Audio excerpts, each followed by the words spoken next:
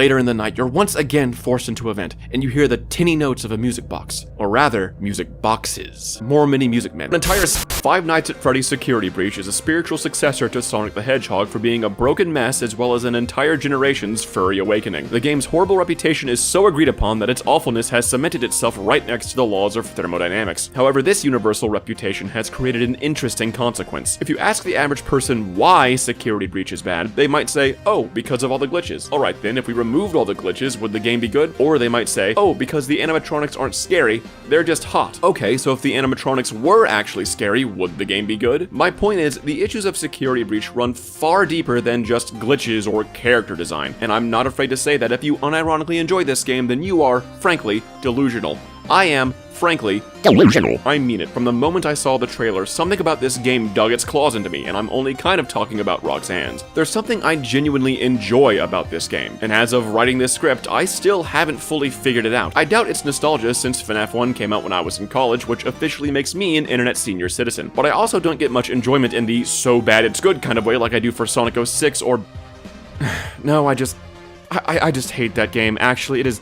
I cannot describe how unfun that game is. But even if I don't know why I like this game, my fascination with it means I know this game. Not as much as someone like Astral Spiff, who managed to accomplish time travel in Security Breach, but definitely more than the average person who just knows Security Breach is bad. The difference is, I know why it's bad, which is why I think I can answer the question, would Security Breach still be bad if it were perfect? If all the glitches were gone, would this game actually be good? No! Even if this game were perfectly polished with nary a bug to speak of, it still fails from a horror, gameplay, and story perspective. Instead, I'm asking the question, does Security Breach have the potential to be scary? Now, to answer that question, we first have to uncover why Security Breach doesn't work. Only then can we really determine what changes within the game could be made to improve the game. And I do mean changes only. No altering the level design, no design changes to the animatronics or overall aesthetic, or keeping everything as close to the base game as possible, which means the plot stays the same, we go through all the same locations, and yes, all the same minigames, including pizza time, which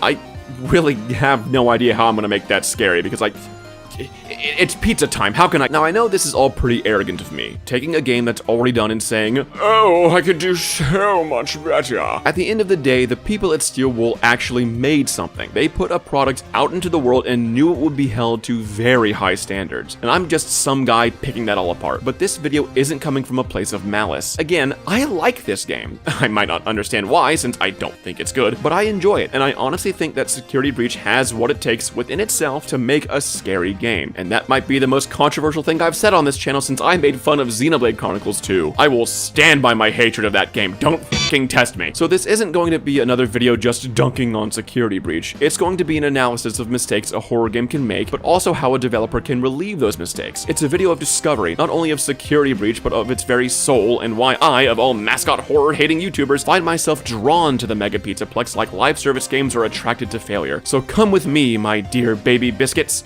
We're going on an adventure.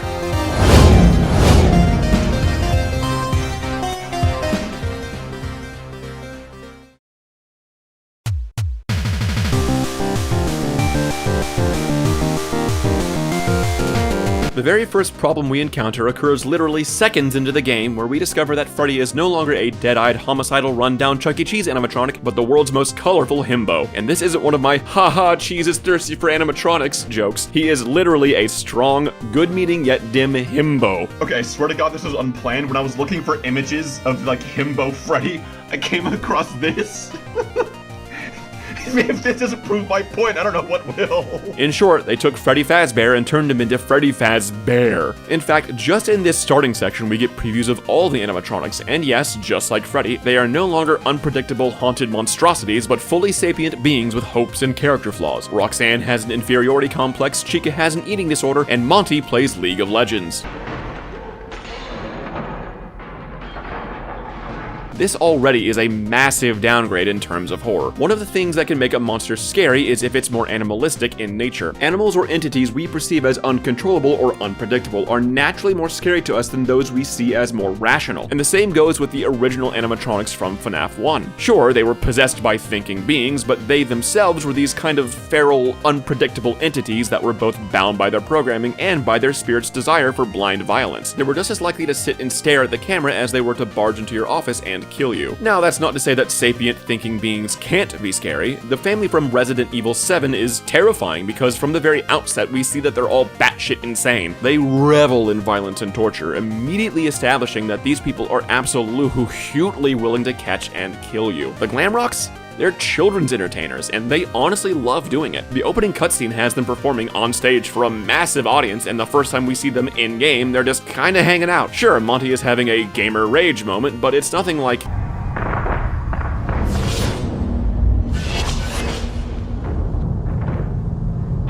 There's nothing to indicate that these characters are something to be feared. Hell, one of them is literally helping us escape the Pizzaplex. In fact, before we ever have an encounter with any of them, Vanessa, a security officer, tells Freddy that she knows we're in the building and that she's having the other animatronics look for us. So the first time we actually encounter one, why should we be scared? Why would we assume that these things are out to harm us other than for the fact that this is a Five Nights at Freddy's game? Oh, I'm sorry, it's because... That is the security guard. She can help. No, I don't trust her. Why not? Don't know who she is, but she's trying to get me. What the hell does he mean by this? Is he surprised that a security guard is looking for a lost child after hours? It's her goddamn job. What Gregory said here is the equivalent of walking into a shopping mall and saying, I think that salesman wants to sell me something. And yes, I know that in lore, Gregory already knows that there's a mysteria in the pizzeria, but A, that's not established until the third act of the game, and B, having the player character know that something is a threat before the player knows it's a threat is just confusing. Now, the opposite can be true, and in fact happens in horror quite a lot. It's pretty common for a horror movie to have a harbinger, a one-off character that tries to warn the main characters of the danger ahead, and in almost every case the harbinger is basically ignored. So while the audience is aware of the danger, the main characters are not, which further acts to build tension. This is just bizarre. From our perspective, the animatronics are acting like completely normal human beings. They're not hiding around corners or stalking us just out of view. They're not making monstrous noises or attacking people. They're just calling out to us like you would expect from someone looking for a lost kid. The game never bothers to establish them as a threat and just assumes we'll take them as a threat because, like I said, this is Five Nights at Andretti's and boy am I upsetty. So here's where I introduce the main gimmick of this video 6 pages into the script because I am the best at pacing. This is the list. It's going to be an ongoing tally of the core components of FNAF security breach that we need to change to give ourselves an actually scary game. And item number 1, make the animatronics scary. But this is where the interesting part of the video comes into play because, according to the rules I set, I cannot change their designs or their personalities. I have to keep them as they are and make them horrifying. And speaking of not scary, we have a linear chase sequence to talk about, but surprisingly, I'm okay with this one because the purpose of this chase is to corral us into a different area where we actually have to sneak and avoid the animatronics and learn the mechanics of the game. Oh right, and what mechanic are we learning here? Your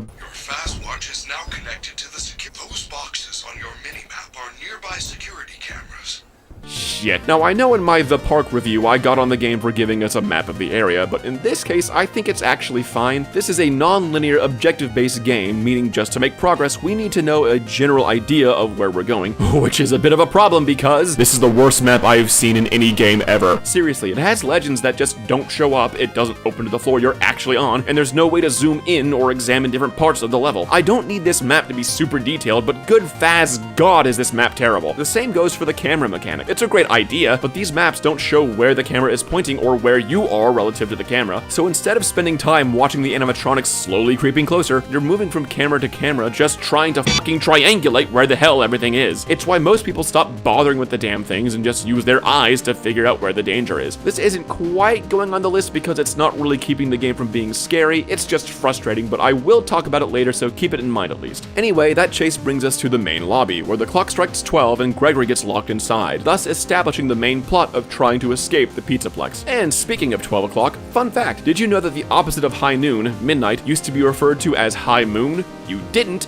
Well, that's because I'm lying for the sake of a cheap segue to the next segment. Now let's phase to the dark side of the daycare and see if this lunatic can give us a decent scare.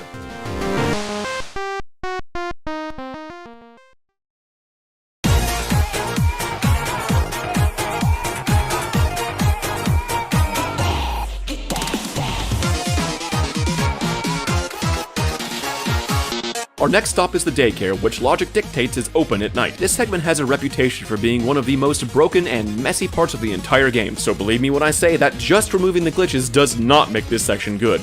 It makes it damn near perfect. Really, I mean it. If this section had no glitches and the daycare attendant worked entirely as intended, I am not exaggerating when I say it would be hands down one of the best single segments of a horror game I've experienced in years. The daycare starts with Sun committing what FNAF fans call the Afton special, but we manage to escape by weaponizing his OCD. This not only forces us to learn the main mechanic, but during this we hear him shouting at us to keep the lights on. Unfortunately, Gregory is a precocious little shit. Seriously, in the novels he knows how to hack the arcade cabinets, he sneaks into the Pizzaplex all the time, and he also committed at least 4 counts of first-degree murder. Yeah, FNAF lore goes wild. But yes, Gregory ignores the warnings and turns off the light, which is the exact moment when the daycare attendant goes from being mildly popular to his 4th most common Google search result is daycare attendant X reader. This sequence alone is fascinating to me because, in essence, the daycare attendant was his own harbinger. Sun warned us not to turn off the lights, Gregory does not heed that warning, and the monster, Moon, comes out. I honestly can't think of any other examples where the monster itself is the harbinger, and that's just cool. We're then tasked with finding 4 generators which are hidden in the play place, because if there's anything the previous games have taught us, Fazbear Entertainment has a proud history of uniting children with heavy machinery. This is an area that really could use a bit of fine-tuning, as the generators range from a spot you'll pass at least 20 times to, oh my god, are you serious right now? But other than that, and the fact that I wish this setting was anywhere other than gay baby jail, the actual layout is fantastic. The playplace is incredibly claustrophobic, and you can see through each wall, meaning that even though you can tell if Moon is in the playplace with you, it's difficult to know if he's actually on the same path you are or just creeping around. You'd think that being outside the playplaces then would give you a breather, except for the fact that Moon has the power of goddamn flight. The feeling of a predator that can not only be behind you but above you adds a unique layer of fear that makes the Fisher-Price death maze the preferable option to being out in the open. It's such a strange sense of relief when you finally manage to dash inside one of the playplaces, only for the fear to start creeping back in as you hear Moon winding his way through the tunnels along with you. As far as improving this section,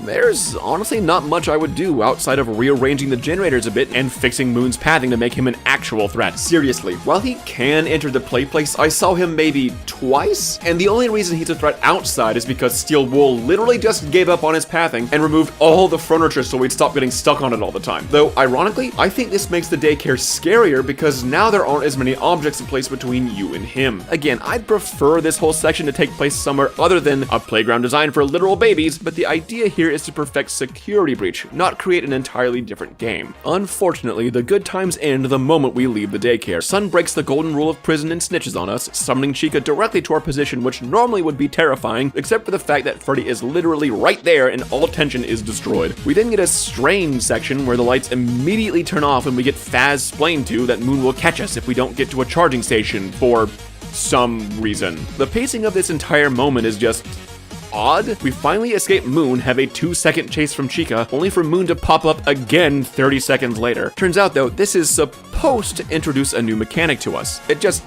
pretty much never comes up. Just before every hour change, an actual timer starts, and if it hits 0, Moon will automatically kill you no matter what. Unfortunately, even this rather straightforward mechanic is confusing to the player because, despite a ticking clock regularly appearing in the corner, there is no actual in-game timer. The time just moves when you hit certain checkpoints, so the only moment where the time is actually a factor is whenever Moon pops up, but when he pops up is also scripted, and every time there's a recharge station just right around the corner, making this entire mechanic entirely pointless, except for the last time when he pops up, which changes the mechanics entirely. For no reason, you have to make it all the way back to the beginning of the game. As annoyingly implemented as this mechanic is, I can't just get rid of Moon either, so how do we improve it? That is where maybe my most controversial suggestion comes into play. I'm serious, this change is something that would turn a lot of people away from even touching this game. It would be a change that people would make mods of to remove, a change that affects the very nature of this game, and that change is to be covered later in the video. Come on, you think I'm gonna drop a tease like that and just let you have it? Nah, I'm gonna dangle it right in front of your face, right into the perfect moment like the goddamn tease that I am.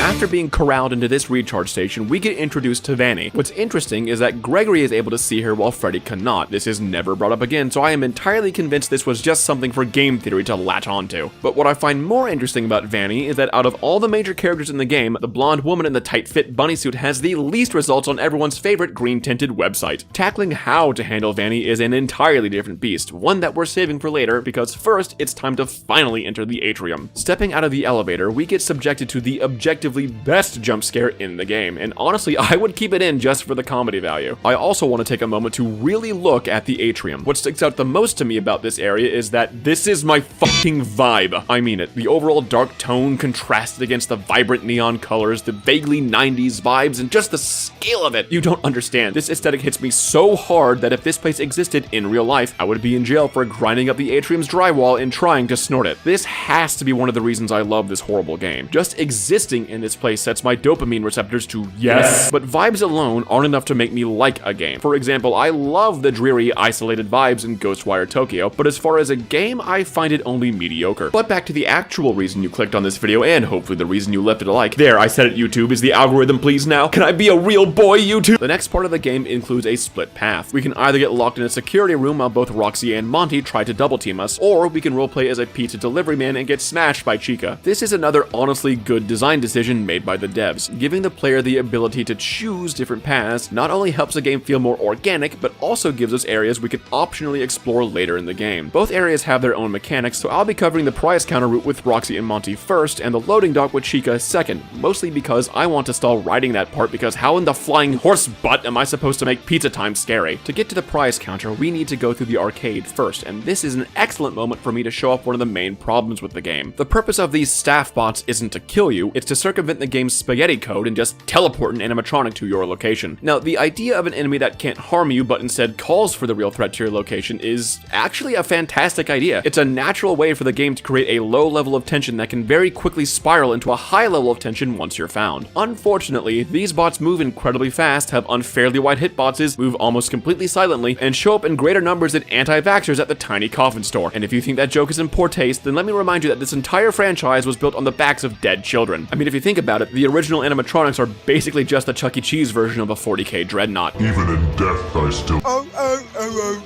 Now, the immediate conclusion might be that if one thing is scary, a lot of that thing will be even scarier. To quote famous horror director Ridley Scott, no. Humans are fantastic at a process called acclimatization. We can very quickly develop a certain tolerance to a sudden stress, reducing initial panic and fear the longer we are exposed to that stimuli. However, when that stress is no longer present, that acclimatized state declines and we return to our baseline state. This is the trend good horror uses all the time. We enter into the game or movie in our baseline state, we're exposed to increasingly stressful situations resulting in some climax, but these moments of high stress climaxes are usually short, otherwise we would acclimate to them and the threat would no longer be scary. Building off of Ridley Scott, which I totally planned when making up this next metaphor, just look at Alien vs. Aliens. In Alien, encounters with this single xenomorph were brief but terrifying. In Aliens, we were exposed to more xenomorphs for greater periods of time, meaning they were no longer quite as terrifying since the focus was shifting more towards action. This is exactly what's happening with the staff bots. Because we are constantly exposed to the staff bots and the danger they produce, they very quickly stop being scary and instead become nothing but a mob of pasty, makeup-wearing, skinny nerds running around a dimly lit building filled with creepy merchandise. And I'm sorry, but I'm not exactly afraid of the people who shop at Hot Topic. Fortunately, the solution here is simple. So simple, in fact, that it's not even going on the checklist. I want at least half of these mime-looking fucks to be removed faster than corporate America removes rainbows in July.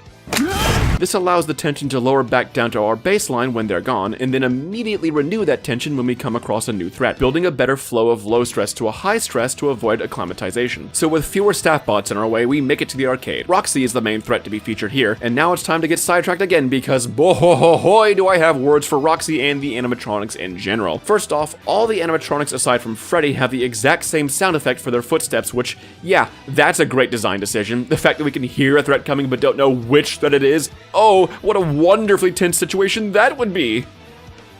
Really, I mean that. Sorry if it sounded sarcastic. The problem is that aside from a few minor differences, all the animatronics act the same. Just beeline it towards you the moment they have line of sight, like your mother spotting a KFC. For that reason, even though the ambiguity of the footsteps is great at obscuring which threat is coming, our response to all three animatronics is pretty much the same. So since the game wants to give these animatronics personalities, why not further ingrain that into their hunting behaviors too? Now, we've already seen Chica, and since she is the most common animatronic we come across, we don't need to change all that much, aside from the fact that she can fucking teleport because, yes, that's fair. Really cool game. I love dying for reasons entirely outside of my control. Please, keep spawning Chica 2 feet away from me in a room I already made sure was clear. No, yeah, that death was totally my fault. More, please! If she is the most common threat, her danger should be the most basic, and that's not only for the sake of tension as I described before, but because it's just basic game design philosophy. Boot up any game with enemies in it, and the most common ones are going to be the most basic, just like Chica's personality. In fact, I'm going to take a quick detour to very briefly go over Chica's section because, honestly, the settings here are great. Claustrophobic areas with decent cover, the first being a weird silo room, and the third being a laundry room, and the second room is simple improvements to her AI, removing her ability to teleport, along with other general changes to the animatronic that I'll be covering later, would really make this section pretty darn good. Right up until... But back in the arcade route, we also have plenty of cover, but as opposed to the more simple Chica, Roxanne is, well, she's a wolf after all. Why not consider that when making her AI behaviors? I'll leave it there for now, but this is going straight onto the list as a sort of subsection under the make the animatronic scary part. Now, no matter which route we take, we first have to go through Event and...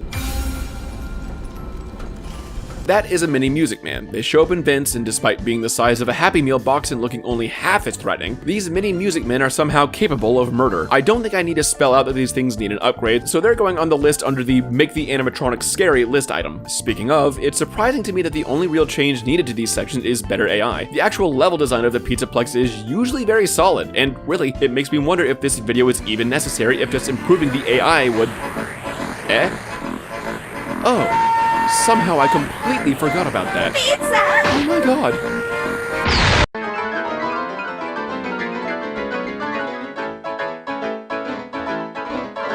So the Pizza Bot section has us create a pizza for Chica within a time limit or else we die. This segment is tense, sure, but so are the collapsing time riffs in Hat in Time, and I wouldn't exactly call that horror. No, that's for the Vanessa's Manor section. Seriously, what the fuck? In short, a timer alone does not horror make. The other problem is that during this entire section, you're basically Mark Grayson, and by that I mean you're...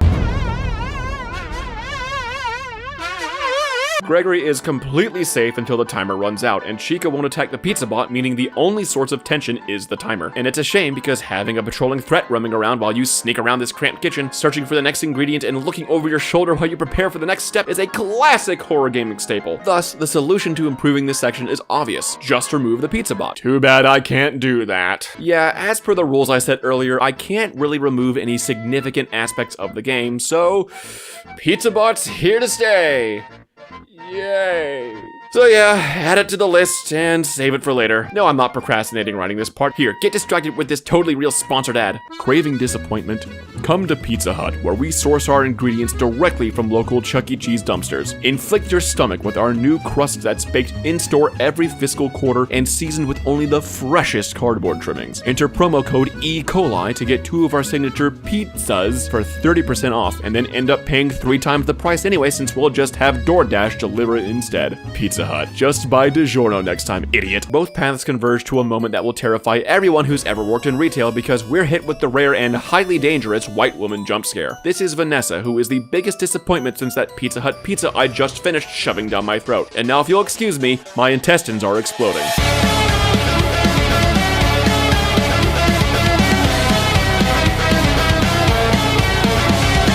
So this night guard that Gregory said was out to get him just locked us in a room and did absolutely nothing to harm us, proving that Gregory is either a liar or just stupid. No more than 5 seconds after she finishes deservedly scolding us does that rabbit lady pop up on screen. We don't know her name yet, but this twist is so pig-slappingly obvious that I'm just going to tell you right now that yes, Vanessa and this bunny, Vanny, are the same person. Vanny acts a bit differently from the other animatronics. While she's scripted to appear in some moments, she spawns so far away and moves so slowly that most players only ever actually see her maybe once. Normally, I would save talking about how to fix Vanny for the second part of this video, but I kinda don't have to, because the way to fix her is already in the game. I mean it. According to this tweet, which was verified by one of the Steel Wool devs, there's still a meter in-game that tracks how long the Gregster has been loitering in a certain area, and since corporate America has taught us that the greatest crime of all is a homeless person just existing, Vanny will spawn to force Gregory out of his warm shelter and back onto the streets. And yeah, the theory behind this mechanic is actually pretty solid. It keeps the player from becoming too familiar with any one area by forcing them to move on after a certain amount of time. And just the knowledge that taking too long can put the player in danger puts a kind of mental clock in the player's head, and making them wonder if they need to move on or if they still have time to keep scrounging around. In practice, however, this mechanic doesn't exist. Yeah, for whatever reason, this entire mechanic is just gone from the game, despite its code still being complete and ready to go. So yeah, kind of an obvious solution here. As long as the timer isn't too short and there are certain safe areas where she can't spawn, I'd say that pretty much fixes her. Oh, also give Vanny her knife back. She had it in the promo material. It goes really well with the whole slasher vibe she gives off. Vanny deserves her goddamn knife. The next few areas are heavily patrolled by Roxy and in a much different, much more open environment than the previous arcade segment, which is great. Or it would be if she was at all threatening, but you know, security breach AI. It's a shame too, because you eventually get funneled into this long hallway with spots to hide in. If Roxy actually had AI instead of wet drywall inside her head, this section would be a terrifying moment of running between rooms, evading her attempts to track you, but no, they just filled this area with security bots running on a set track, so it feels less like horror and more like that one level from A Hat in Time. We wind our way through a few more sections that are just fine and therefore not worth covering. Moon shows up again to remind us that his mechanic is still useless because the nearest recharge station is literally just down the hall, but at the very least this leads us to what is most often referred to as the other actually scary part of the game. Here we get introduced to the endos, which function pretty much like the weeping angels from Magic the Gathering. These have become decently common in horror games these days, and they're great in theory, and yet almost always I find them mid at best, and yet FNAF does the impossible and makes this the scariest Weeping Angel segment I've played in my life. Really, I mean that, there is no joke. This part is actually scary, and to explain why, let's compare this to another Weeping Angel segment in Poppy Playtime 3. In Poppy, this segment has just one Weeping Angel who I can only describe as trying way too hard to be scary. Though the mace made out of school supplies is a nice touch, I can't lie. For one, her over-the-top design is shocking, sure, but shocking only works on that initial reveal, and since we're literally forced to stare at her in order to not die, we quickly get used to her design and she stops being so scary. The endos, by comparison, are actually brilliant because their design does the opposite. They're not shocking or even really that scary at first glance, but as you're forced to keep staring at them, you start to notice the uncanny nature of their mouthless stares. Their dark metal design makes them kind of hard to completely make out in detail, which only makes their brilliant white eyes pop out at you from the darkness. So somehow, these subtle, somewhat realistic designs start to creep you out far more than Little Miss Edgelord. Next, we need to factor in the environment. In Poppy, we have these wide classrooms and cutbacks that make it easy to put plenty of space between us and Jeff the killer's girlfriend. In Security Breach, all we have are these long, narrow halls with only a few switchbacks, which means if we need to get past an endo, we need to get close to it while still keeping an eye on it and the others around us. And that's the final advantage. There are multiple endos wandering around this already claustrophobic area. You can see firsthand in my footage that I am looking around constantly as I run from room to room, making sure that as I'm putting distance between myself and one endo, I don't accidentally run into another. And on top of that, not every endo in this section gets activated, meaning that when I turn a corner, I'm not immediately certain if the endo I'm seeing is a threat or not. So yeah, honest A+ here. Sure, its mechanics are all pretty basic, but it does them all incredibly well to make a genuinely scary experience. And it left me thinking that maybe the rest of the game isn't quite as bad as I remember. Speaking of, what's up next again?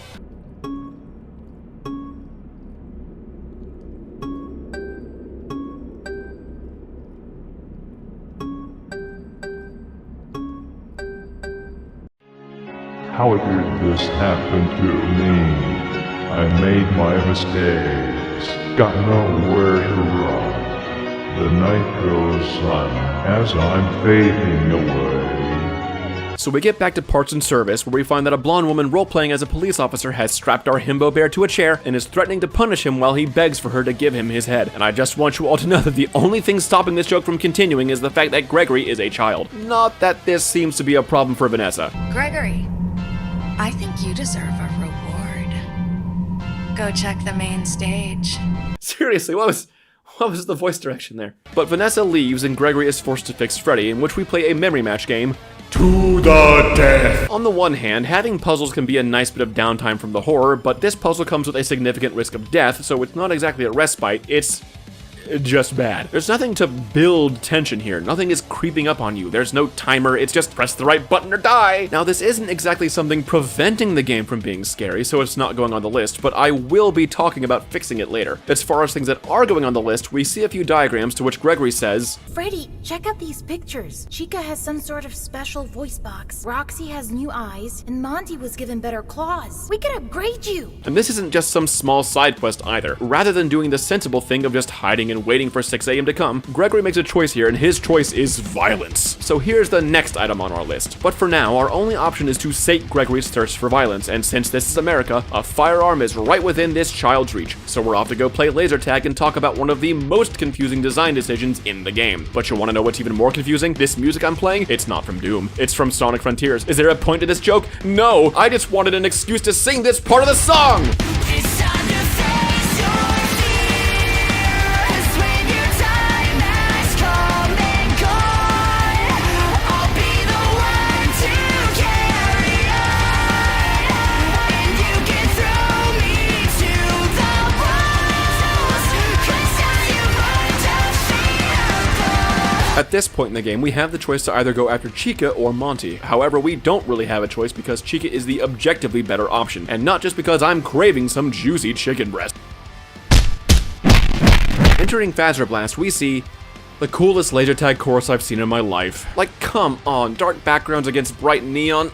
This is my aesthetic. And yes, we actually get to play laser tag with standard King of the Hill rules. The layout is a bit confusing, but really it could all be solved if each flag was just marked a little bit better and by adding a few arrows pointing to the exit, so really we can just move on. But once we do, the game becomes infinitely less scary because from this moment on, the animatronics are no longer trying to catch Gregory, they're trying to catch these hands. Gregory is gifted with the power of Gun, one that can instantly stun enemies, has a decently high ammo count, is incredibly easy to aim, and has infinite ammo. Starting off with the very idea of a gun, a lot of people's initial reaction may be that a weapon in a horror game makes the situation immediately less scary. However, when used correctly, giving the player a weapon can actually make a situation more scary. If there's anything I'm trying to hammer into all of your gorgeous little heads, is that one of the core tenets of horror is uncertainty, and that is exactly what a weapon can do. When you have no weapon, your options for reacting to a situation are basically just run or hide. With a weapon, you now have the option to run, hide, or fight, and thus, this shoves another option in the player's panicking brain. In a split second, they ask, which is most worth it? Should I risk engaging in combat? Would it be worth the loss of ammo? If I miss, is it worth the risk of being caught? And from there, just running low on ammo adds a source of tension and, again, gives the player more uncertain decisions to make. Should I risk taking the time to look for more ammo, or just go straight to my objective? Of course, this is hard to balance, as an abundance of ammo or powerful weapons can take the fear away entirely. There needs to be some kind of limiting factor, or at least risk to using a weapon. Make ammo scarce, make firing it awkward, or make it loud and attract nearby enemies. Every pull of the trigger needs to make the player question if they're really making the right decision. The Fazer Blaster has no such risk. Thankfully, solving this is so simple that I can just go ahead and explain it here and now, and you all probably know exactly where I'm going with this because you're all just so wonderfully smart and exceedingly attractive. Mwah! Make it so the Fazer Blaster doesn't automatically recharge.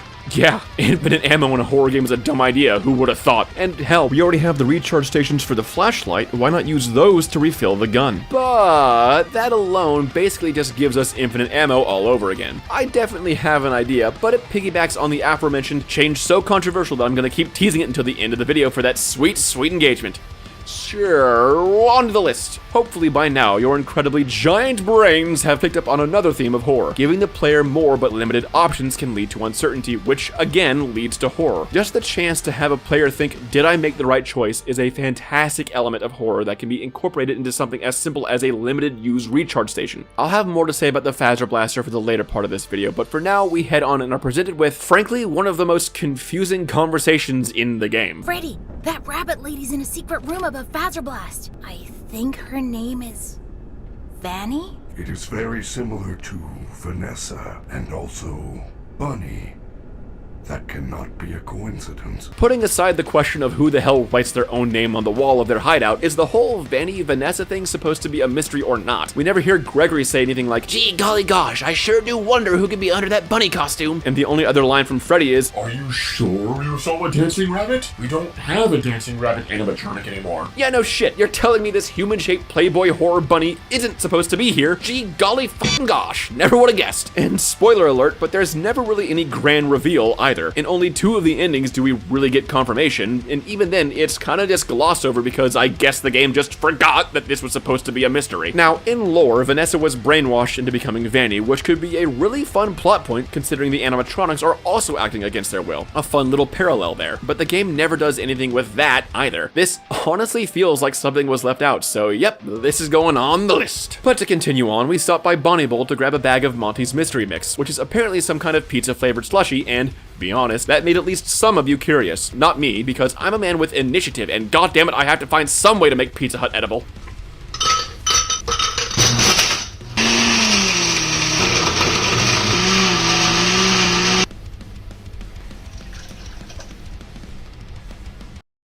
All I can taste is the dough.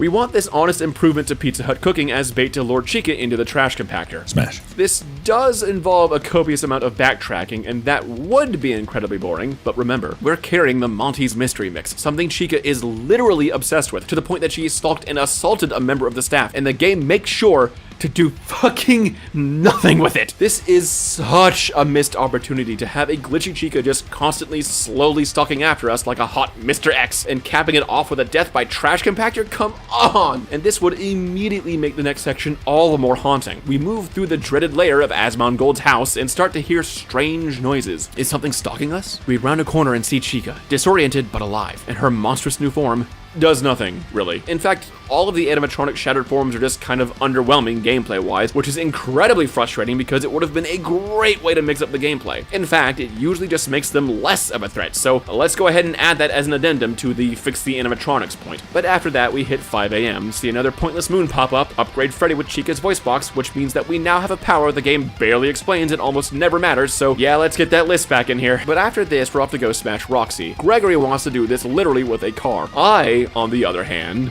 have some actual fucking taste. Please, you think I'm the kind of guy to just go after the most obvious furry bait possible? I am Cheese H. Yeen, and we stand Chica on this channel because she just has a very nice design. Really, I like her color palette. Her general look is a lot more minimalist compared to how busy Roxy and Monty are, and I also think her voice is cute. Are you sure? Gregory's plan to kill Roxy includes Batman levels of foresight, but he missed the fact that he is tiny baby and cannot ride the go-karts by himself. This sends us to hunt down ahead for this driver assist robot, and honestly none of it is really notable, at least until...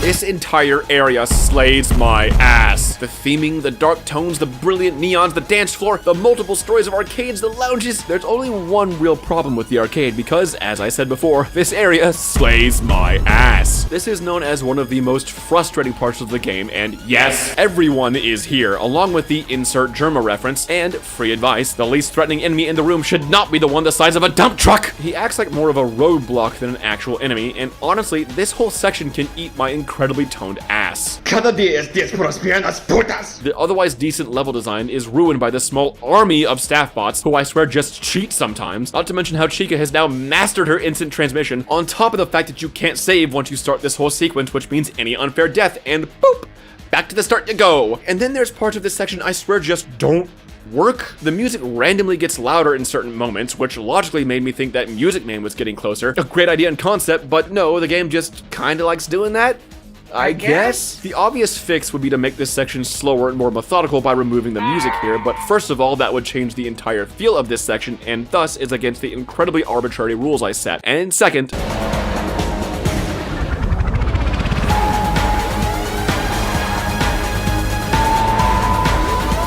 I don't care if this music isn't scary. It's one of the most memorable set pieces in the game, and I am not taking it away. What I can take away, however, is the other animatronics. I mean, this is the DJ Music Man section, and he's barely a part of it. If this part wants to go loud, then I invoke my patron goddess Slanesh, and by her name, things will get loud now! But with the head repaired, we make our way back to Roxy Raceway, where we finally get to ride the go-karts, thus setting off Gregory's master plan. You see, he knew that by driving around on the go-kart course, this would make Roxy unreasonably angry, causing her to jump down directly onto his path, allowing him to bail out just in time to send the car tumbling down the track and smashing her in the face. Look, this whole setup is just ridiculous. How about we just add in a line of Freddy saying, "Be careful, superstar. Roxy gets jealous when people ride the go-karts without her, and with her altered state right now, I'm not sure what she might do." At this point, 6 AM hits and Freddy tells us we can now leave. Since the story has never given Gregory any motivation ever, this seems like the most obvious option. However, actually going to the exit gives us the option to leave, which leads to the bad ending, the option to stay, which is the actual correct choice, and the option to Vanny, which last I checked isn't a verb, and what the fuck do you mean by this? Regardless, it doesn't actually matter because I'm only going to be talking about the probably canon ending. From this point on, every save station in the game and every checkpoint is disabled, all except for a new one that appears appears in the Atrium. If that seems arbitrary, just know that this is mercy. On launch, hitting 6 AM disabled all saving entirely. And this was not a glitch, this was by design, and it was a bad one. Thankfully, Stillwell did my job for me and fixed this incredibly frustrating feature, which is fortunate since our next stop brings us into the incredibly dangerous land of rural Florida.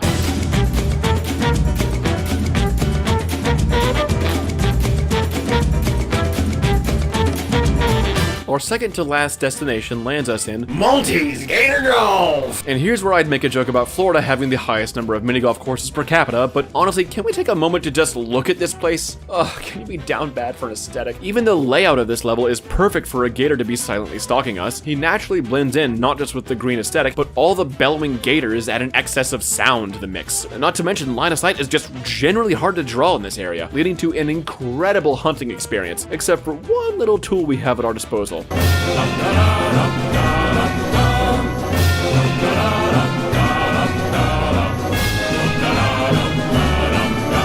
But working our way through here, we find two important items, the Mazer-sized ticket and the Faz Cam. And since we get this weapon just before the boss fight against Monty Gator, naturally it has no effect on Monty Gator. I really shouldn't have to say how terrible of a design that is, but imagine you're playing Bioshock, you get the Electrobolt plasmid, and then Atlas hops on and says, "By the way, boyo, the splicers here are all made of stone, so don't bother zapping them." That's nothing what he sounds like. But as far as the camera itself, it's a one-shot blast that stuns everything in front of you except for Monty because game design. It has the same recharge issue as the blasters, so we effectively have an infinite source of grenades. So let's use this ticket we found to get into Mazer-size just so we can be told we need to leave Mazer-size. I'd be more frustrated at this excellent game design if it weren't for the fact that our detour sends us to...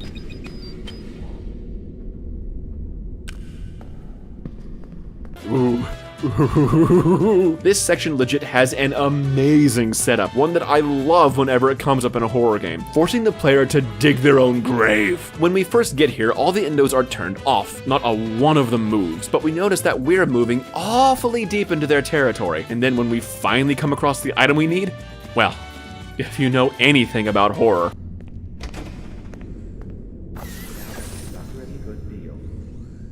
just looking out at all the endos like this, staring down at you, a veritable forest of silent, watching eyes, each one waiting, patiently, for the moment to strike. But then, amidst it all, you realize...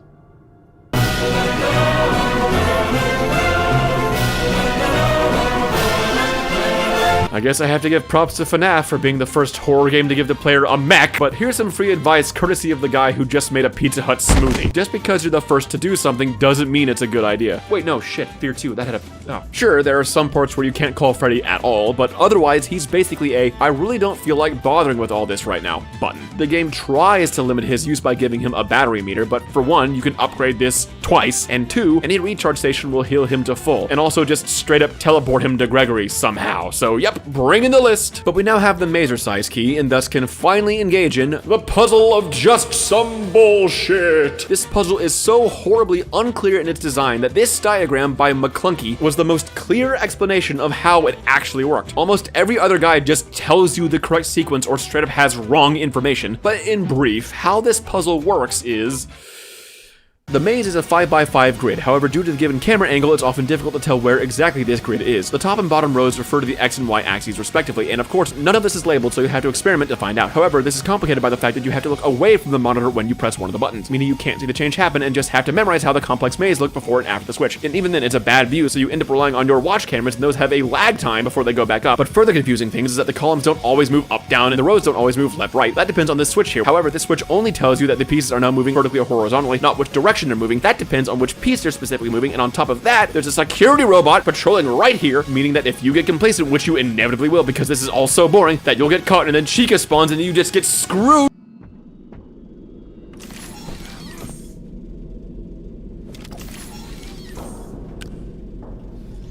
Honestly, fixing this really just boils down to not making the puzzle absolute shit, and really doesn't have to be scary. There's honestly nothing wrong with the puzzle to cool things off, so this isn't even really a list item. It's just, don't put stupidly frustrating puzzles in your games. Finally, we have the boss fight with Monty, and since this game has built up this section by giving us a camera and a maze, his boss fight incorporates none of that, and I am disappointed in you if you really thought either of those would matter in the slightest here. Further confusing things is that for this showdown taking place in Monty's Gator Golf! balls! We don't use golf to save the day, we use these air cannons to shoot balls into this bucket that tips over once it's full like we're back at the goddamn foam factory, which, for those of you who weren't born yet, was the coolest playground I ever got to experience as a kid. It had multiple stories, tons of slides, pizza, it was colorful, probably a little dangerous. Ugh, I'd give anything to go back to a place like...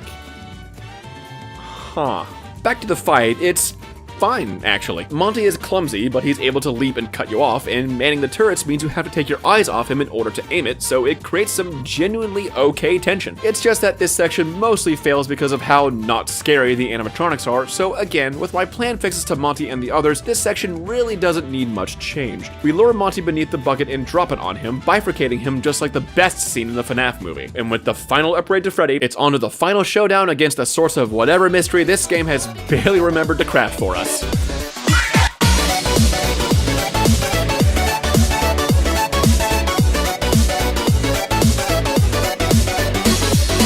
One interesting facet about this game is that it doesn't actually tell you where to go after getting all 3 upgrades. A competent horror game would give the player some kind of hints or clues as to where this secret place is. So what does FNAF do? To quote the iconic November 1989 Garfield comic, well, stomp on frogs and shove a crowbar up my nose, because the game actually did this almost perfectly. We get several notes stating that there are issues with the foundations beneath Roxy Raceway, and that there are ridiculous amounts of power being drawn, that something is wrong here. Plus, we get most of these notes at Roxy Raceway during our first visit, and there's even a good chance we find our way to this secret door during our wolf hunt. It's just inaccessible and thus better sticks out in our minds. So yeah, good job, no changes needed. This leads us to a long hall with a bunch of endos that activate one by one as we turn on the generators. But you know how this song and dance goes by now.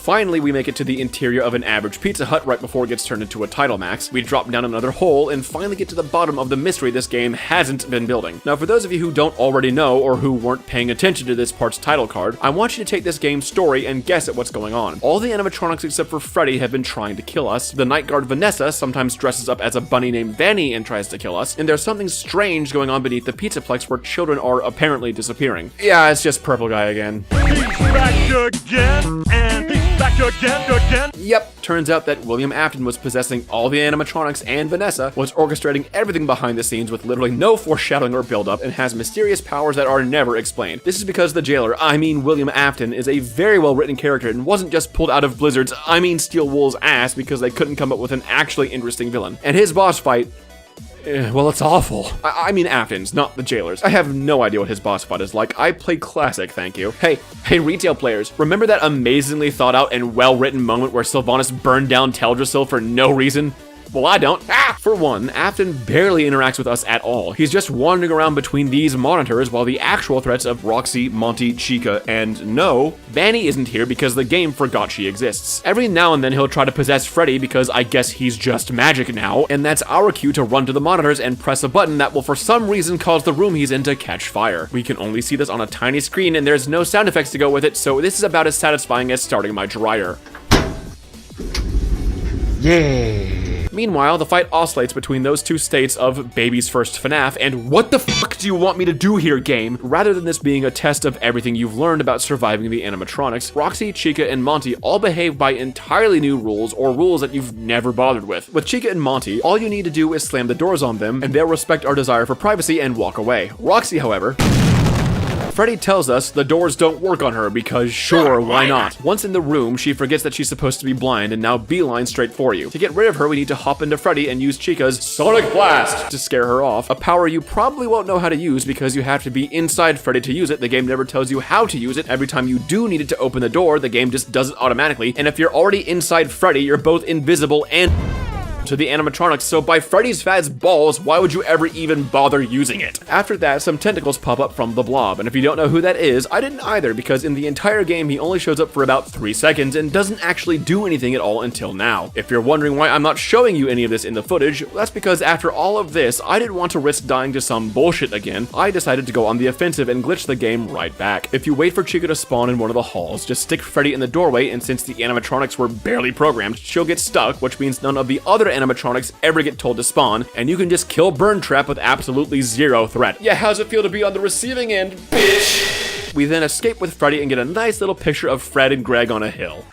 I really shouldn't have to explain why this entire ending is awful, but since that's the point of the video, here we go. First off, having William Afton behind it all while possessing everyone makes Vanny completely pointless and robs her of all agency. And the fact that she, the most interesting character here, isn't present in the ending at all, nor is she even mentioned, is not only confusing, it's just bad writing. Additionally, save for Chica's stupid voice box upgrade, this boss fight doesn't use any of the mechanics we've become familiar with, and instead just throws a half-baked minigame at us with completely new and nonsensical rules. The best boss fights are true tests of abilities we've honed throughout the game, not a random collection of button prompts thrown in our face at the last minute. The fight also isn't satisfying to beat because there's basically no feedback on how much we're damaging Afton, aka the world's most dedicated Human Torch cosplayer. And when we actually do beat him with one final button press, the game just freezes for a second and then abruptly switches to a cutscene that takes place in what looks like an entirely different location. Because of how confusing and unclear the whole fight is, any tension or horror is overridden by frustration, and frustration is one of the greatest enemies of horror. And to talk about that, we finally get to move on from part 1 of this video. Christ, this has gotten away from me. And on to an interlude where I cover the last remaining mechanics that need changing. And yes, that includes that extremely controversial change I've been hyping up so much to the point that now I'm worried it's just going to be kind of an anticlimax when I finally talk about it.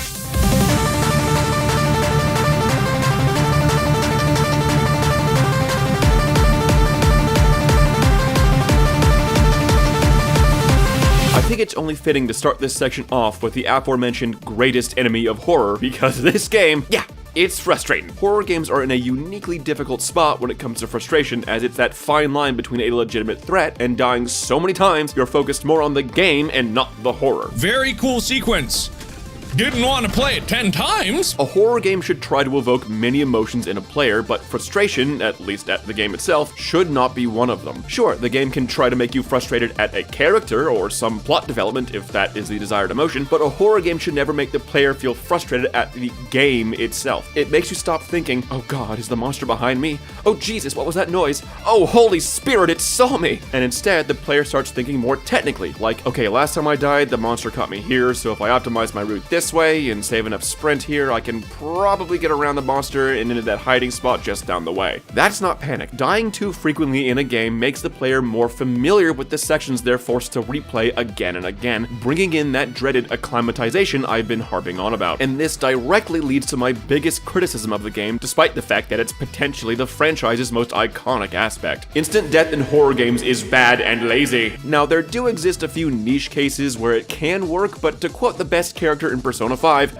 let me explain. Getting caught by the monster in a horror game should mean that the player made a mistake, and this is their punishment. Granted, in Security Breach, half the time it's not even my fault. No, this isn't John's. Chica can literally teleport and has a neutral, meatless TOD. Oh shit, she is literally Android 21. Never let it be said I don't have a type. Now, in shorter games where the loss of progression isn't that big, or more methodical games where you're less likely to panic, instant death can be fine. Additionally, threats that are very rare or part of the environment and it's your fault for going near them, that can be done fine as well. However, threats that are constantly searching for you can be summoned to any area of the game and can, again, teleport directly behind you, should not instantly kill you. Of course, I'm going to make a mistake a few times when the threats are this omnipresent and this oppressive, but the fact that a moment's mistake means, oops, back to your last save, hope it was recent, is unfair and unfun. In better games, a moment's mistake still punishes you by decreasing your health, and it's only when you've made too many mistakes that you are given a game over. What's more, giving the player more chances to live can actually make the game scarier. Think back to any game you've played where you have a health bar. When you're at full, you're walking around, not taking threats too seriously, but once that health starts to drop, suddenly you're being far more cautious, paying more attention for threats or health. It's become more tense, and every action you take now feels heavier, every decision grander, as that last slip-up could be the difference between life and death. And then we just have the management of health in general. Do I use my healing item now? Do I save it for later? Do I risk going off the main path to look for healing? And again, this all ties back to the theme of giving the player more but limited options to create uncertainty. And this one change to Security Breach, removing the instant death, would fix so many things. Take a look at the memory match minigames for a second. These sections are just kinda dumb. They don't last long and aren't really challenging, so you'll really only die due to a misclick or if you just weren't paying attention. But if Gregory could take multiple hits here, these sections could get more complex. Add a timer, add more stages, make them more difficult. This allows for more complexity and more mistakes, and thus more tension from when you've taken a few hits and are running low on health. It also fixes the 6 AM one save station problem, because now you don't just instantly die and go back to start, you have multiple chances and opportunities to heal yourself. And then the other animatronics, you can really amplify their terror by giving them all different damage values. Chica, being the most common threat and, a chicken, would do the least damage to Gregory, while Monty, being far rarer and, a frickin' alligator, would do far more damage to Gregory, while the unique threats like MidiMan might be even one of those rare one-shot enemies. And because the animatronics no longer one-shot you, the player will be willing to take more risks and thus will inadvertently end up putting themselves in more dangerous situations. I cannot tell you how many times I wanted to explore only to go, oop, nope, Chica's there, gotta turn around or else I'll just die. Now I do have to step back for a moment because while I do think it was originally intended for Gregory to have a health bar at some point, what with that really confusing section of, Gregory, I sensed you are damaged. Let us go find a first aid station and inspire game theory to think you're a fucking robot. Since this game doesn't have an inventory, I can't confidently just say, oh, let's just add healing items to the game. Fortunately for me, I can just reference the game I reference in practically all my videos, Soma! The game has these weird one-time healing buttholes that get you to full health but shut down afterwards. We could do the same here with these health stations. Of course, since this is a larger game with natural backtracking, they'd have to regenerate somehow, but that is, you guessed it, going on the list. Now, with the player given more reasons to take risks and put themselves into bad situations, this gives them more of an incentive to use the camera system. And as mentioned previously, this game's camera system is about as useful as a ring cam on a revolving door. Now again, horror is in a unique spot because we don't want this tool to be too useful where it just kills the horror, but it also can't be so useless we're basically going to never use it. Fortunately, all that's really needed is some tweaks to the UI. On the minimap here, show us which direction the camera is pointing, highlight where Gregory is, and give it a dedicated keyboard button so I don't have to spend 15 years to bring it up, and bam, a useful yet limited camera system. And now,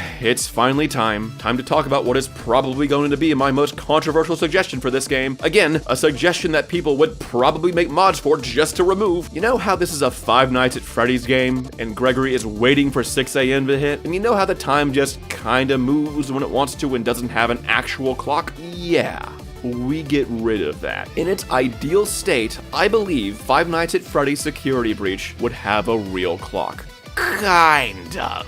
See, the game takes an average person far more than 6 hours to beat, so an actual 1-to-1 clock wouldn't be enough time. We would have to use a sort of hybrid clock. Fortunately, the game already gets us halfway there. Each hour in Security Breach is almost like its own contained act. For example, 11 p.m. is the introduction, 3 a.m. is the endos section, and 5 a.m. is the Roxy murder hour. So how do we manage this? For one, make 11 p.m. just not timed at all. It still moves completely artificially, just like in the real game, to give the player time to figure out how the game itself plays. So when do we start an actual timer? Well, think back to Moon and how his useless mechanic is the only time the game has an actual timer. And do you also remember how he's basically never a threat because there's always a charging station 2 feet from where the countdown starts? Bam! Right there. The first Moon countdown will be the player's introduction to time in the game, but we'll have it slightly different. Instead of these charging stations, which are basically everywhere, Gregory needs to get to the Atrium instead, not just any random recharge pod. This is playing into another change I'm suggesting because the Atrium is now a kind of pseudo-safe zone. Most of the hours or self-contained acts end when Gregory enters the Atrium or the Freddy Funtime chamber, and this is when we would pause the timer as well. So for example, the 3 a.m. timer would start when Gregory enters the utility tunnels, giving him exactly 1 hour, and once he gets back to the Atrium or the Freddy Dome, the timer will stop and the game will set itself to 4 a.m., which will then start again once Gregory leaves the Atrium, such as entering Fazer Blast or Monty Golf. And because of this, we can give Moon an actual purpose. 5 minutes before the hour, Moon will show up, and if the hour hits... Of course, certain actions would pause the timer too. NPC dialogue, reading notes, cutscenes, the pause menu, things like that. With a timer, the player now has another factor to consider when they choose to explore or just stick to the main path. This then compounds on the Vanny timer, so we have two different threats pushing the player to move from area to area, one in the short term and one in the long term, creating different layers of fear. Now, this of course would need tweaking to find the right balance of time, and saving would get a bit more complicated because losing a potential hour of progress is, to be blunt, bullshit, but we also don't want the player saving after wasting too much time and effectively soft-locking themselves. And while doing this, we have the ability to use the Atrium safe zone idea to address another one of Security Breach's biggest problems. Security Breach usually isn't scary.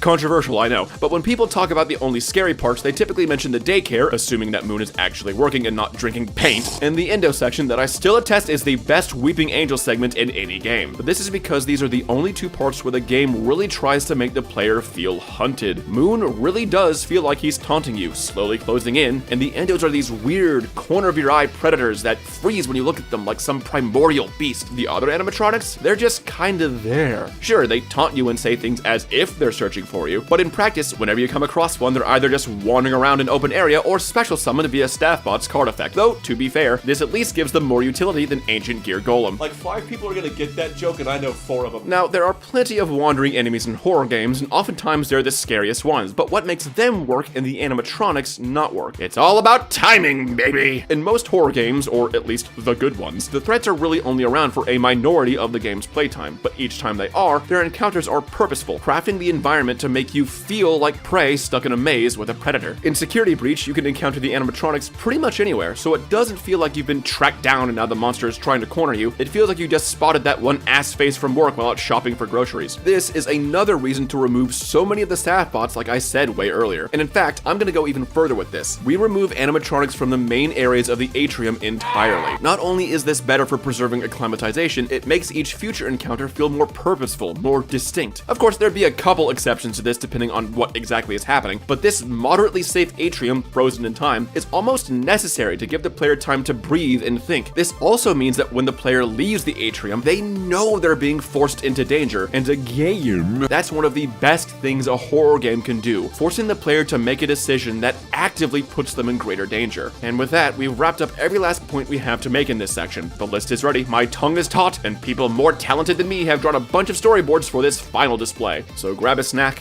gather around, and pray my voice doesn't give out because holy crap, this is a long video. God. And get ready for Five Nights at Freddy's Security Breach. Could it have been scary? The game starts. You find yourself in Rockstar Row, steadily creeping by. Suddenly, a hand lashes out and grabs you, pulling you around to reveal a friendly face. Chica. She asks if you're lost and offers to guide you out. Gregory seems hesitant, but he agrees, and Chica starts walking you along. You pass by the other rooms and see each of the animatronics in turn. Monty smiles and waves at you. Roxanne gives you a casual peace sign and a grin. And finally, you bump into Freddy and Vanessa. Freddy is his warm and cuddly self we all know, but Vanessa, this night guard, seems worried. Suddenly, the power goes out. The hall is flooded with darkness, and then the lights turn back on. Chica is frozen in place, still holding your hand. You try to tug it free when Chica shudders back to life and with an errant jerk takes a swing at you. You're hurt, but she falls still once more. Was it a glitch? What happened? Freddy seems to be functioning properly. Vanessa then urgently asks Freddy to escort you out, insisting that Chica is fine and it was just a glitch. Freddy is of course confused at this and objects, stating that his power is still limited due to being in safe mode after the incident at the show earlier. But she insists and Freddy obliges.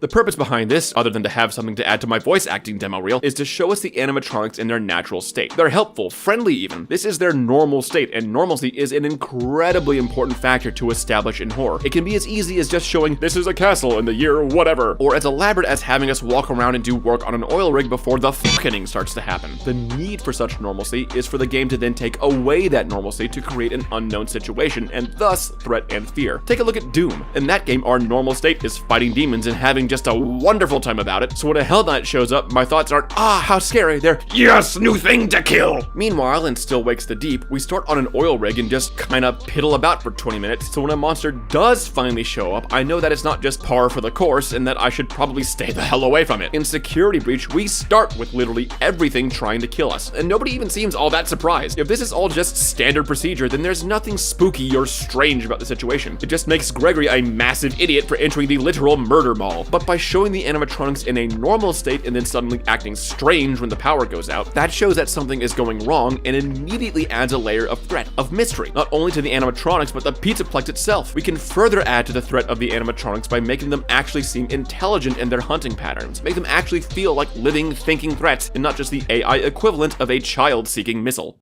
You make it back to the Atrium just as the doors shut on you, leaving you to find a new way out. Only problem is, Chica's back, but not moving, just twitching. Even when you're clearly in her line of sight, she doesn't seem to react. but your path forces you close, and it's then that she springs back to life. A quick chase ensues, with emphasis on quick. She soon loses interest and wanders off, just happening to stop near some doorway or the mouth of a long hall. Is she hoping to block your path, or is it just random chance?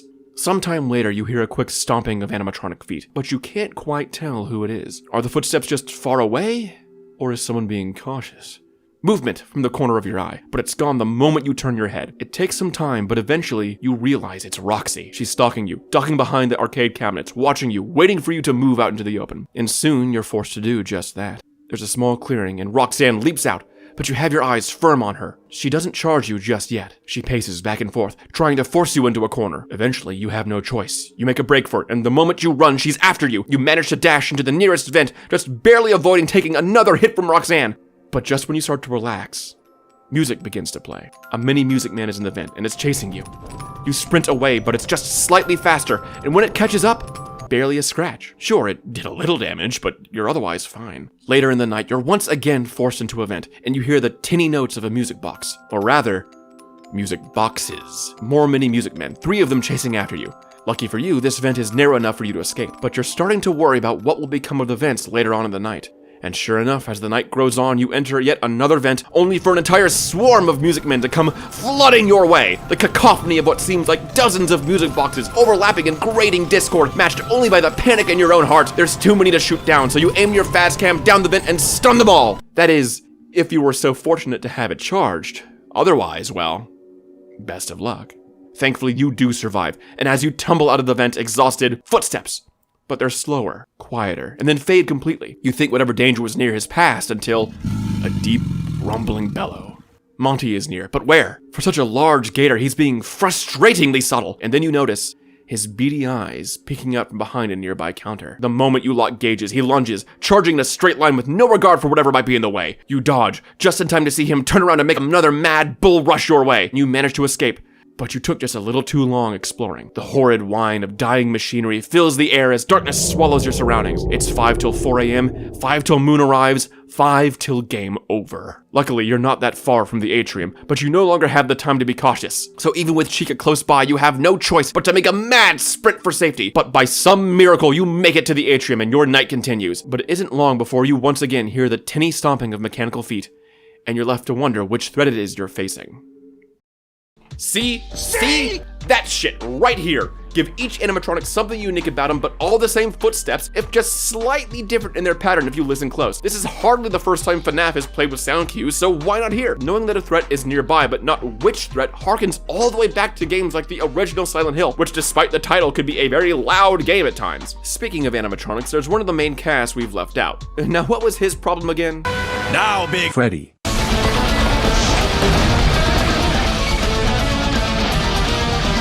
Oh right, the talking tank that is Freddy. Now I know I already covered why this is an awful idea for horror, but again, I can't really think of a better way to kill the tension faster than by giving Gregory his own personal stand. Once more, you find yourself cornered by Chica. You call upon Freddy and scurry into a stomach hatch, just out of Chica's reach, but still clearly within her view. And while she can't quite get at you, she can still go after Freddy. She attacks, haphazardly swinging at him, all while he shouts and begs for her to stop, confused as to why his friend is now attacking him. With each hit, a bit of Freddy's battery drains, and he warns you that he might not be himself if it gets too low. Fortunately, the two of you manage to escape, and you quickly throw him into a recharge station. But when he comes out, you notice the station's lights are off. He tells you that each recharge booth only has enough power for a single use, and it won't be recharged again until the hourly recharge cycle at the top of every hour. So from now on, you'll have to be careful how and when you use him. On the way to shatter Monty, you find yourself deep in a veritable nest of endos. They haven't moved yet, but you have a suspicion. And sure enough, once you claim your prize... But you have Freddy now. You call him to your side, hop in, and immediately you realize your mistake. The endos don't move when you're looking at them because they're not allowed to move in front of guests. But Freddy? Well, he's not a guest now, is he? Indeed, for once you realize it would have been far, far safer just to go it alone. As the night goes on, you manage to shatter the other animatronics, taking their upgrades for yourself, but making them all the more dangerous in the process. Not only are they more aggressive, but Chica's head now swivels about, giving her near perfect vision. Roxanne is blind and thus relying on her scent, meaning that hiding spots no longer protect you from her. And Monty is now so low to the ground, this gives him even more spaces to ambush you from. But you're not powerless in this. Chica's voice box can stun the other animatronics in your path. Roxy's eyes can let you track them through walls, and Monty's claws let you push the other animatronics out of your way. It doesn't make you all powerful, but at the very least, it can buy you just enough time to escape. Yes, we can make the animatronics far more of a threat by gifting them the astonishing power of object permanence. Plus, this even gives the whole hourly recharge cycle some actual meaning by, actually charging something. We can also take this rule for the charging stations and apply them to the Fazcam and the Faz 9mm as well, and bam, since the ammo doesn't recharge anymore, you're gonna be a lot more careful about when you use the flashlight recharge stations. And while we're on the topic of things being recharged every hour and taking damage, let's rewind a bit to when the power first went out and Chica suddenly took a swipe at you. As Freddy brings you through the utility tunnels, he notices your injury from when Chica swiped at you and brings you to the first aid station. He says, These state-of-the-art first aid booths can help with any minor injury, and are technically fully licensed paramedics, which absolves us of any requirement to have medical personnel on site. But, they do require a recharge after every use, so this one won't be functional until the next hour. But there's no reason you'll be needing more, right, Superstar?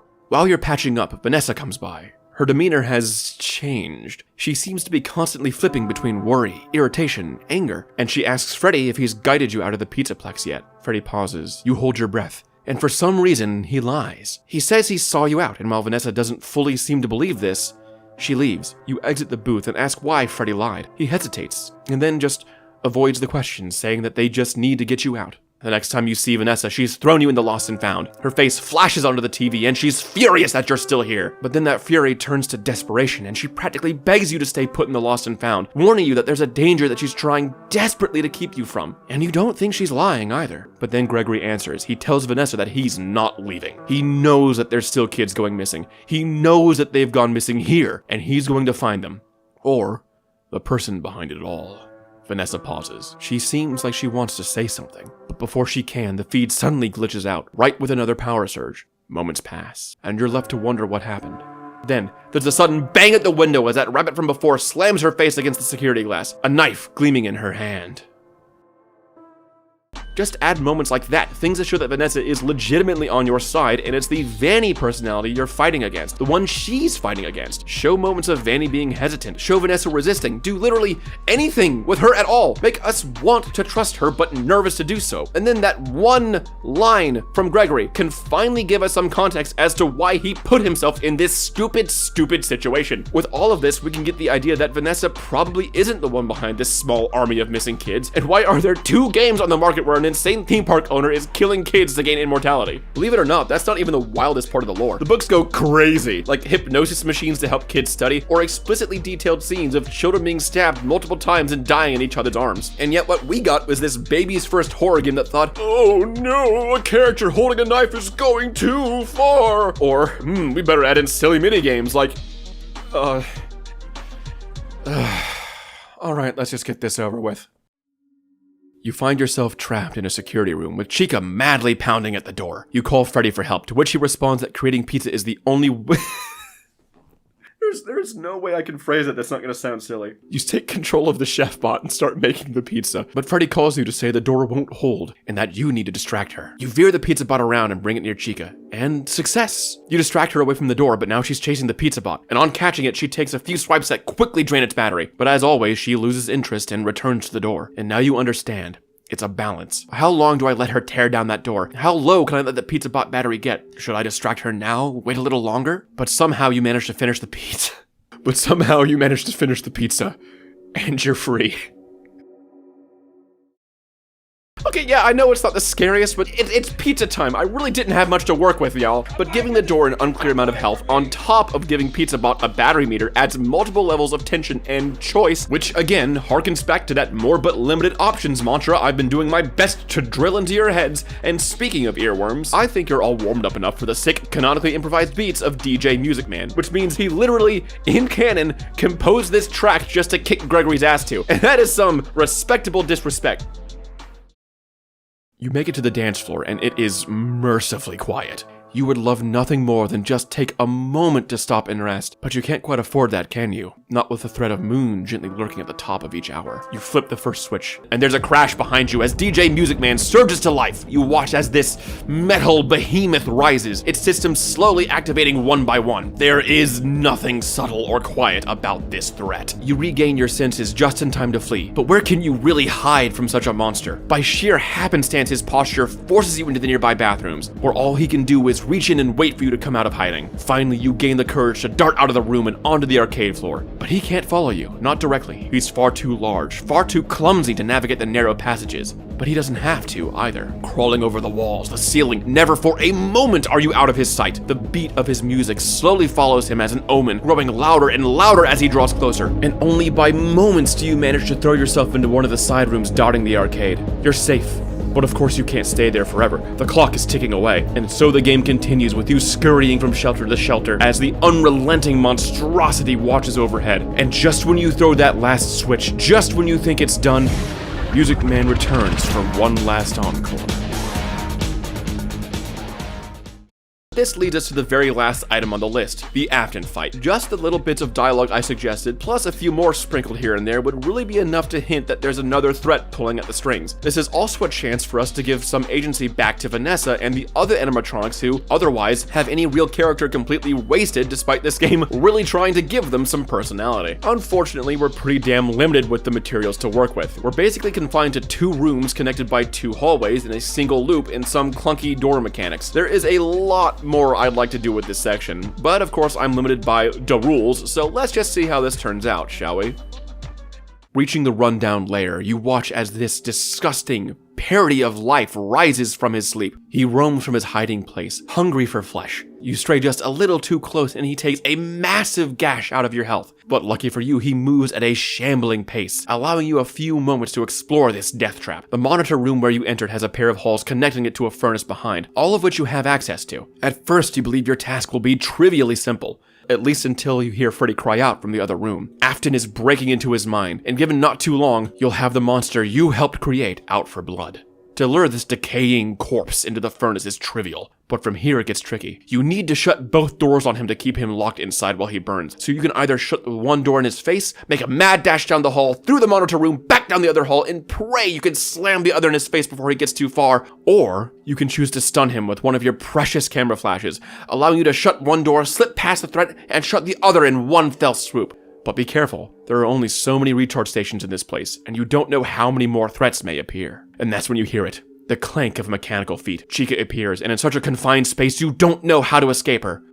That's when Freddy gets an idea. If you can somehow force her into the nearby recharge station, it should trigger an emergency reset, knocking her out. For how long, he can't say, but hopefully just long enough. Fortunately, with all the upgrades you've given him, stunning and tossing her inside should be easy enough. But when is horror ever easy enough? Freddy locks up once again. Afton is free, and you're forced to now deal with both Chica and the implacable burn trap at once. But again, you manage to break Freddy free. By using what you've learned of the animatronics thus far, you're able to lure Chica near the recharge station, stun her using her stolen voice, and use Monty's claws to throw her inside. The recharge starts, and mercifully it works. She's down.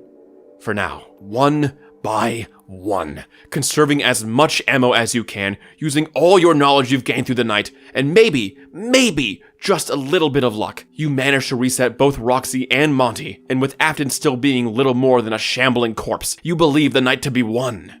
But then there comes another threat, one you still don't quite know how to deal with. Entering with a sickly laugh and the sheen of a blade is Vanny. From experience, you know she's unaffected by your weapons, and she's far too nimble to try to catch in the furnace. And to make matters worse, Freddy has locked up again. Out of desperation, you try one more time to free him, Vanny just barely missing you by inches as you burn Afton alive. Freddy is freed, but you're caught. Vanny grabs a hold of you, raises the knife above her head. A hand lashes out and halts the killing blow. Freddy looks the deranged rabbit in the eye, and he pleads to her.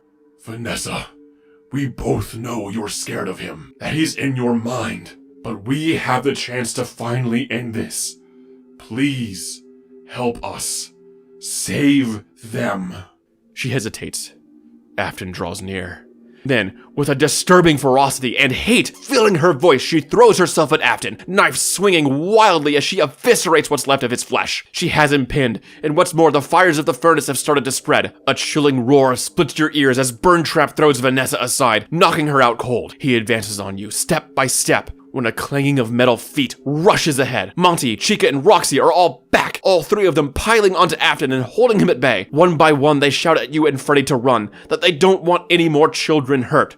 The two of you oblige, fleeing the nightmare as it all burns down around you. There's a relief. You're safe, and the Pizzaplex is burning. But you can't quite bring yourself to be entirely happy with this outcome. Vanessa, Roxy, Chica, and Monty managed to throw off Afton's control, yes, but you left them all in the fires of your own doing. And while you're certain this will put a stop to the disappearing children, how long will it last, really? We all know the truth about Afton. I always come Back again? Except, that's not what really happened, is it? You boot the game up again, and it's a mess. The plot is jumbled, and the character motivations make no sense. The animatronics are just hostile with little reason or intelligence behind them. Vanny is all but wasted, and the game just isn't scary. While I was playing through this game again, sifting through its guts like some kind of obsessive coroner, I discovered why I like Security Breach so much. And not because there's some hidden gem deep within this place, it's because this game is 90s as fuck. I know the game was angling for a glam rock aesthetic, but all the radical characters, questionable safety standards, and the incredible overuse of neon is not only peak 90s, it calls to a very specific time in my childhood. Grand play places like the Foam Factory, or hell, even small ones like at McDonald's, are not only replicated here, but exaggerated just enough to capture that feeling of how big everything feels as a kid. I loved exploring these places as a child, but do you know what I loved even more than that? Arcades. Big ones! Almost every birthday for several years, I'd beg my parents to take me to the local Dave & Buster's. And how that place felt to me then, to retell it in words doesn't do it justice, at least not in my very biased memory. But the arcade seemed like this impossibly huge space with dark colors, neon lights, sounds, and music everywhere, prizes to win, and just the thrill of running around there on my own while my parents stayed back and drank their way through the headache of managing half a dozen kids in a giant arcade. It's kind of like the hint of danger I feel when walking around the Pizzaplex. So the reason I love Five Nights at Freddy's Security Breach is nostalgia. Ironically, not for FNAF itself, but for a kind of feeling I really can't get anymore as an adult. And not because of, back in my day, but because of the grandeur and scale on which kids just tend to view the world. And if the game was built around that feeling of some kind of callback to childhood, that'd be great. But it's not. This is a horror game, and most of the time, it's not scaring me. I don't love Security Breach because it's a good horror game. I love it because it got lucky and captured a very specific part of my childhood. But y'all didn't come here for me to wax poetic about when I was a wee cheese-yeen. You clicked on this video because of one question. Does Five Nights at Freddy's Security Breach have the potential to be scary? Not all bad horror does. I honestly don't think that games like The Park, Indigo Park, or hell, even good games like My Friendly Neighborhood have the potential to be scary without massive changes that would drastically alter the game. Security Breach, however, is this fascinating limbo land where it is definitely not a scary game, but yes, I do think that it had the potential to be scary, given some tweaks to what's already in the game. But that's not a good thing. Games like Indigo Park or Bendy and the Ink Machine aren't scary, but when playing them, I do get the feeling that these games are the best efforts of small developers who really didn't have the greatest grasp on how to make horror. And that's fine. People make mistakes. A Security Breach, though? There are tons of great ideas in here. Hell, even a couple actually scary moments that I said I don't think I could improve on. The map design is gorgeous and very well laid out. We have the basis for an interesting struggle between Vanny and Vanessa, but the game just doesn't capitalize on any of that. It couldn't, not because of lack of experience, but from something far, far scarier than some monster in a video game. Executive meddling. This game had a famously rocky development. It's a relatively small studio that tried to push a huge product out a door in 3 years for the holiday release. That alone would be one thing, but the insulting part of it all is that the co-founder specifically stated he knew the game was a broken, bug-ridden hellscape on launch, and his whole attitude towards it was, tee, well, we'll patch it eventually, I totally promise. But you can't be mad at us because we're a small team and we worked really hard on it. I don't have time to really go into it, and other videos have done it better. What stings so badly about Security Breach being even more poorly designed than the L85 British service rifle— Hey, don't worry if that joke went over your head because I don't get it either. I asked a friend to write it for me specifically so I could make this joke about not getting it. is that this is the first FNAF game to really suffer from this problem. All the prior FNAF games, regardless of their quality, were made with concessions only to things like budget and Scott Cawthon's own technical know-how. They were games made to the fullest of the creator's vision and ability. Security Breach isn't that. The talented people who worked on this game and genuinely wanted to make it a great experience were smothered by corporate forces, and what a big surprise, this is what we got. After several rounds of patches, we got the announcement that no more major patches would be coming, and we are generally content with the game as it currently stands. So what was this final patch? Well, it added such revolutionary things like keyboard remapping, making sure Chica actually goes after you in the final boss fight, and just giving up and removing all the tables and chairs in the daycare because they literally could not figure out how to make Moon path correctly. Take my arcade token, this game is still broken. To be entirely fair, Steel Wool was working on the game's free DLC, Ruin. And how did that turn out? Well, there's a reason you don't hear people talk about Ruin all that much. It's just— okay. While it's not the same broken mess as Security Breach, and definitely isn't as viscerally frustrating, it also never comes close to the highs of the endos section or the daycare. Despite the daycare literally being in the game, it's actually kind of hilarious. Moon just doesn't move at all. They 100% just gave up on trying to program this guy. Like I said, I do think Security Breach had the potential to be a good game. It was just fumbled by poor management, which is honestly far more frustrating than a game like Bendy, which was just bad from the get-go. And if you want to see why it's bad, why not check out my other— and this is hardly a rare example. I'm sure plenty of you out there know games which pretty much have this exact same issue. Lord knows I've been hearing the Sonic fandom cry about this for the past 20 years. So I'm not ready to count Steel Wool out just yet. In fact, considering the good ideas they did have and the vast improvement shown in Ruin, I'm kinda looking forward to their next main entry into the FNAF series, and I hope you're looking forward to whatever I have planned next. Gotta be honest though, this video has taken a lot from me, but that might be partly on me for making something this large while also finishing up a master's degree. Don't know why I did that to myself. I do have plans for more big videos, but I've still got a few smaller Let's Dissects coming up, and the next one is a horror game starring a train that I'm legitimately surprised that I haven't played on my own yet, so that's up next. Oh, unless of course something crazy drops between now and then, like